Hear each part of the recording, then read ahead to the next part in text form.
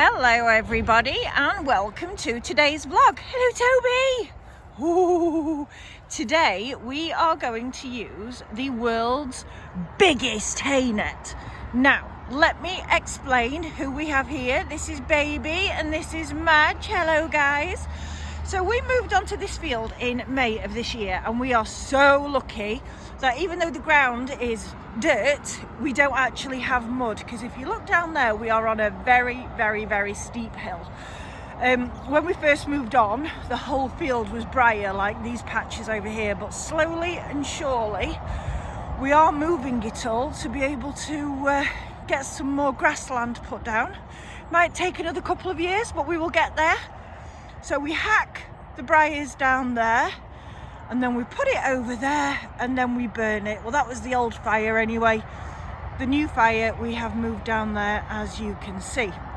So today we are getting a new hay delivery, which means there's the old hay up there, look. Ooh, that needs clearing up.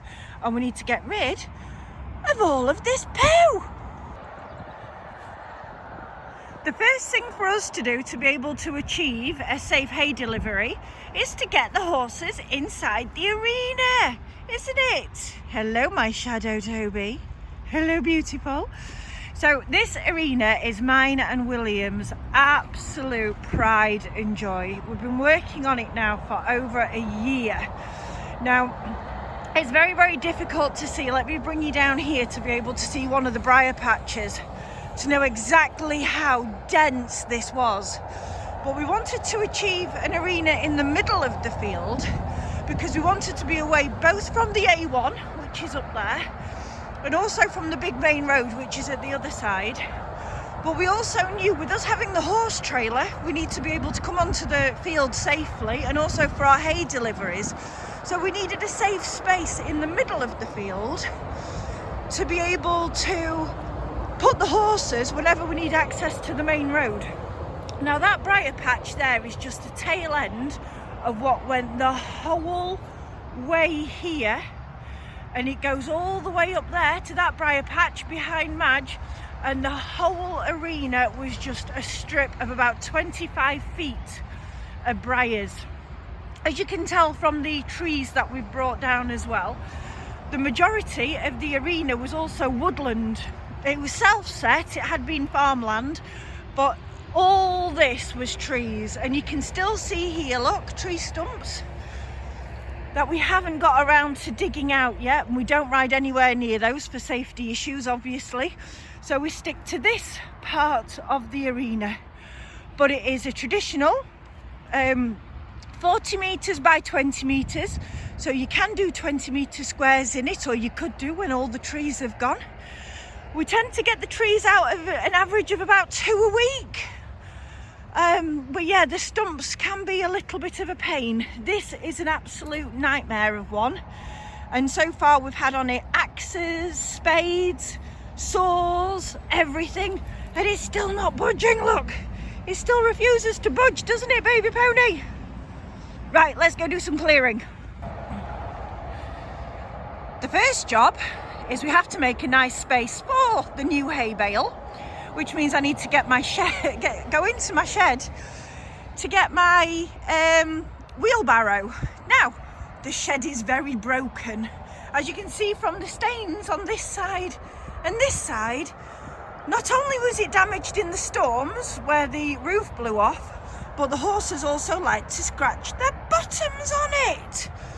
And so it's got very damaged. We are going to fix it. It is fixable. We just haven't had time to do it yet. We also need to put it back on its proper foundations as well. So over the coming weeks, there might be a vlog about shed repair. There's part of the roof. The other part of the roof is on the inside. Another project we have on the go at the same time, but things like the shed keep breaking, so we don't get time to actually finish it off, is our field shelter. So this is a 6 metre by 6 metre field shelter that is going to go there. We've cleared all the space already. It's just got a few poo-poos on it that we need to clear up, but eventually when we get time, I'm thinking now early spring, Those are going to be set into the ground. We've already got the lovely roof for it as well, and all the roof trusses. It's just a case of popping it all together like a giant Meccano. The wind's picked up, so I hope that you can hear me okay, but just to show you the elements of what we're going to need today. So we always need bale twine, always, always, always. The explanation for that will become clear in a little while. This is our old round bale hay net. Now this is good, but not good enough. At the moment the horses are getting through a bale every single 4 days, and that is why we bought the world's biggest hay net, and there it is. It's not brand new anymore. We've used it once just to make sure it does work, and oh my goodness, it absolutely does. Around here a big round bale of hay is about £40 to have it delivered, and that was £35, and just in a week it has already saved itself, or saved me, that amount of money.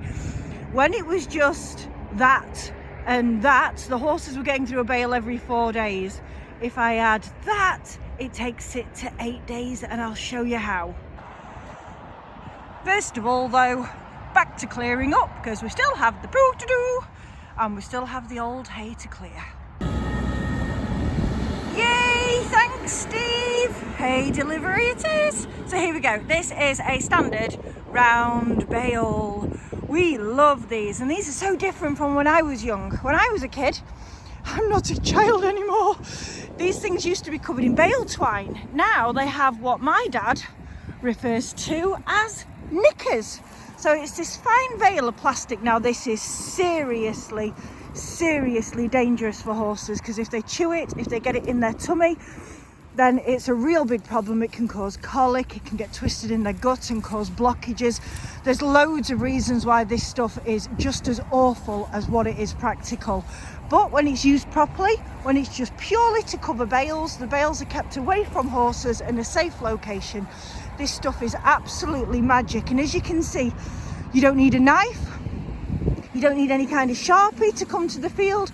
It will just unwrap itself, and it's really satisfying doing, especially when you get to the edge, which I'll show you in a second, and you just have to pull it, and it's really cool. And as you can see from my hand, I just wrap it around my hand and end up with a giant mitt. Right, here we go. So we're coming to the end now, and then we try very gently to just pull it out. Oh yeah, and pulling it out gently, you only get a little bit that goes on the floor, but we will get that back up in a second. Yay! So why is it that I use 2 hay nets and the bale twine? Well, as every single horse owner will tell you, each and every horse's needs are completely different. So let's start with the horse that we've owned for the longest, that is Baby. Baby is a standard traditional cob. With that, it gets quite fat quite quickly. We've got Madge. She's a Percheron cross. Again, she's quite big, quite fat. She doesn't need to eat very quickly at all. And then the last one that we've got is Toby. Toby is a Mustang.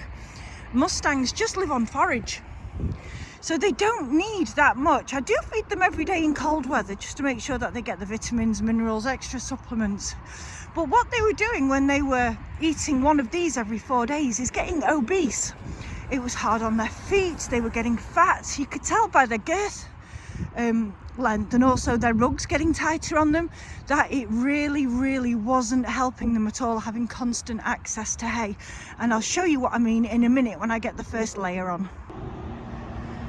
First, the original but much smaller hay net goes over the top like a cap, just like that. So this is step 2. So as you can see, we've used the bale twine to be able to integrate the black rope to hold it together, because this is a lot smaller hay net than the one that we've just bought, and it has never quite covered a whole bale, so it's always needed help. So since November, this has been what we've been doing. Now, if we have the bale up this way, The horses just get their muzzles in here.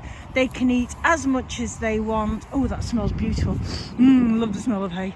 They can eat as much as they want whenever they want to. There's also big gaping holes in it because it is quite old. We've had this haynet about 4 or 5 years now, but it's also got really quite large holes for them to be able to pull out with their teeth. So it really doesn't stop them eating quickly at all. What it basically has done is just kept the hay together. So you don't really get that much wastage because of, you know, the fact that it is in a net. So I would recommend one to absolutely anybody. But the next step is the absolute pearler, and this is where you save all of the money, and it is with the world's largest haynet.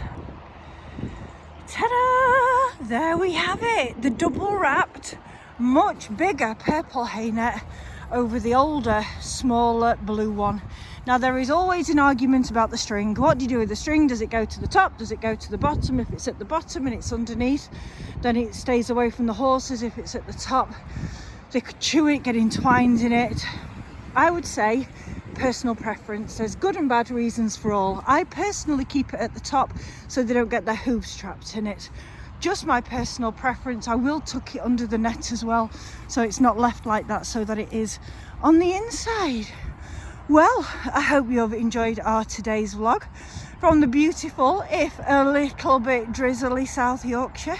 We will be continuing to upload as much as we can over the next few months, because we haven't really been doing anything apart from shorts for quite a while. And I think that's just because we've been so busy here, clearing, getting the shed ready, getting everything ready that we can. But we hope you enjoy watching. We hope to get some more visitors to the channel as well with the more content that we put out there. And yeah, we'll hopefully see you all again very soon. Take care. Bye-bye.